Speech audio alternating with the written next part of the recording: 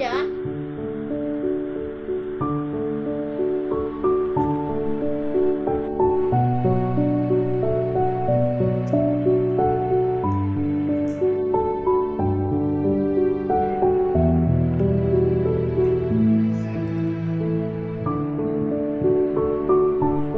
Projek PBS saya telah berjaya disiapkan, iaitu mini perigi. Mini perigi ini mempunyai dua mesin ringkas, iaitu takal, roda dan gandar. Takal memudahkan kita mengangkat beban ke atas dengan daya yang kecil. Manakala roda dan gandar pula ialah dua objek yang berlainan saiz dan bercantum. Okey, mari kita uji adakah perigi saya berfungsi atau tidak.